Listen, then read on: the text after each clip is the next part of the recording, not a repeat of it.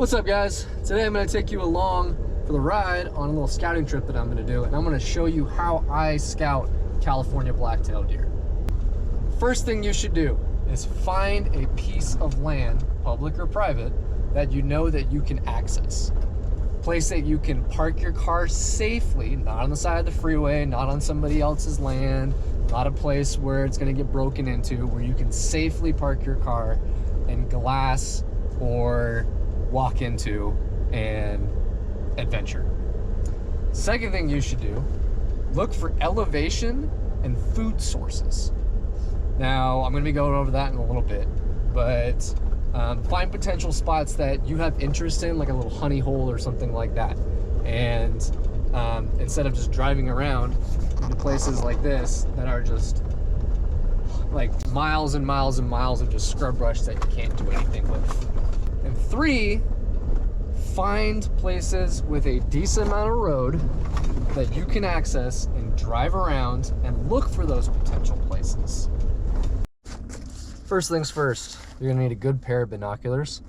These are some Bushnell 8x32s, 10x50, 10x42s. They all work the same. Just depends on how far you're looking out. Generally, I'm usually within 600 to 800 yards at the farthest. Most of the stuff I'm glassing up is usually within 150 yards. So I like something a little bit smaller and it's more compact in my vinyl harness. And also a good rangefinder helps too. That's how I could tell, especially when you're bow hunting, you need a good rangefinder. Compensate angles, check distances. You have to be dialed on those yardages. It's the middle of the day. It's not as hot today. It's been 100 degrees for the past 2 weeks, and finally it's cooled down to around 80 degrees today. So I decided to go out and just try to check for some new area. And I'm kind of just driving around the hills and some BLM land. And there's a spot way out there. You can kind of see a clearing. There's a little bit of an opening. It's kind of like a spring. I glassed it up. It's 800 yards away, and there is a deer underneath there. Don't see horns on it, but it's kind of nice to see some sign that you have an idea of an area. And you say, all right, I see a saddle there. I really like hunting saddles. I see a spring, and it actually is fruitful. There is a deer on there. Now, the most common way is to road hunt. A lot of guys road hunt. I'm not a big fan of it, but when I'm going to a new area that I haven't been before, I'm gonna try and just drive these roads just to kind of see where I can get to, and then find a place to park and then walk from there.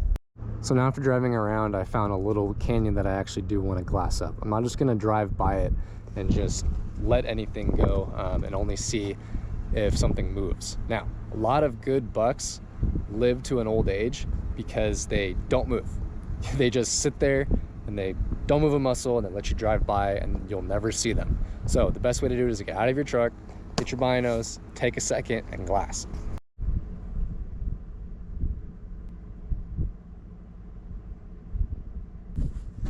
So sitting here for about 15 minutes glassing, didn't really see anything, but that doesn't mean you should get discouraged. It's gonna happen 90% of the time. You're not gonna see something, but it's worth taking a look.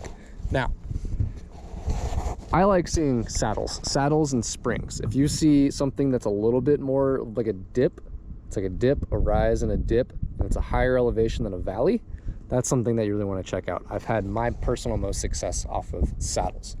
Also, something that you need to look for. Springs. Anything that you see with slightly more greenery in the area means that there's water trickling down, especially after a snow runoff. Deer like to sit in springs, especially if it's a flat spring like I just saw at the beginning of the video over there. A little bit farther to get to. A lot of this stuff is just barren landscape, kind of deserty, scrub brush, what we have here in California. And in the middle of the day, these deer are just gonna sit in the shade and not move all day.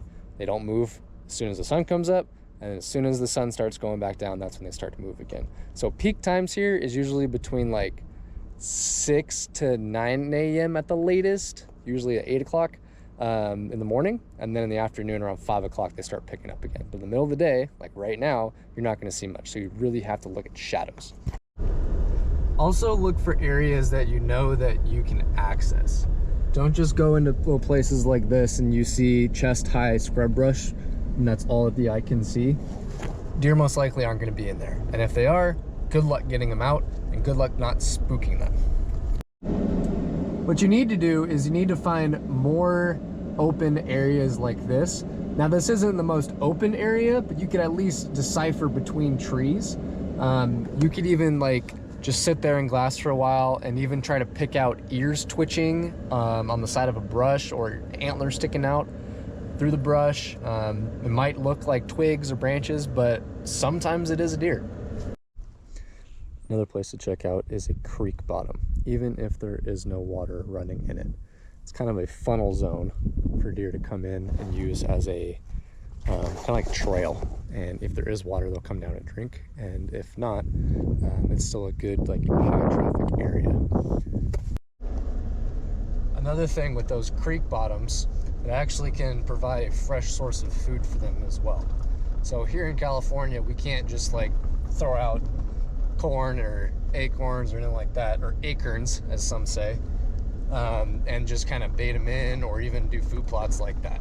We could do no-till food plots on private land, this and that, but there's a lot of dicey laws and you just got to kind of find the food source. And I know certain areas that I have access to on private land that there are going to be deer underneath this like one specific tree. It's because this giant oak tree provides a lot of acorns and they just like it there. Even if it is high elevation, very hot, you can usually find them bedded right next to the road right there.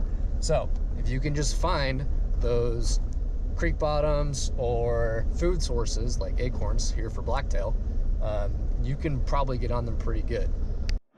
For example, we have this hillside down to the spring, and you can see that it's kind of flat. It has water, probably has a food source, and there might be deer under there under a tree, but you never know. So it's always worth sitting there and glassing it. And remember to just put those miles on. Guides cost a lot of money for a reason. It's because they're going to be charging you thousands of dollars because they're putting thousands of dollars in fuel costs to drive around and actually find those deer. So the pros do the same thing that you can do on your own by just driving and driving and driving and putting the time and effort, because it is going to take time and effort to find the deer on public land.